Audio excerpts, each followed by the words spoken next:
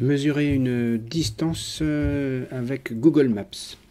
Donc tout d'abord, vous arrivez là, sur le planisphère. Donc par exemple, on va imaginer un voyage de Paris jusqu'à Madrid en passant par Rome et en revenant à Paris. Donc du coup, je vais zoomer avec la molette de la souris sur la zone.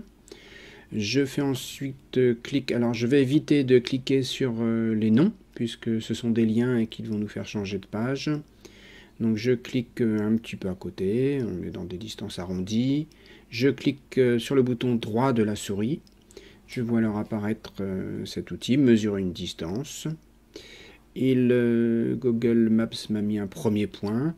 Il suffit, donc j'ai dit Madrid, il me semble, enfin peu importe. Donc voilà, je vais cliquer à la hauteur de Madrid.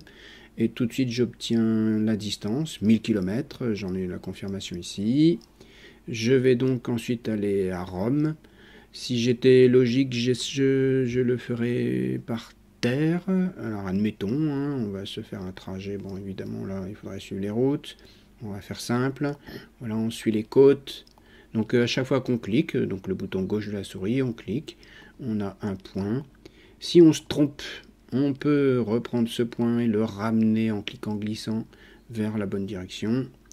Et puis, comme on est obligé de rentrer sur Paris, on refait un retour rapide à vol d'oiseau. Au total, on a la distance parcourue, on a aussi le volume de la surface, enfin de l'air.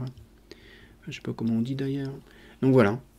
Évidemment, je peux noter une première fois ce total de kilomètres. Et puis faire échappe ou faire bouton droit et effacer la mesure.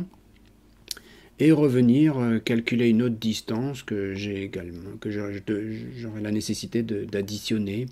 Donc voilà, j'aurai un autre parcours et j'additionnerai ces deux totaux de kilomètres pour avoir mon total final.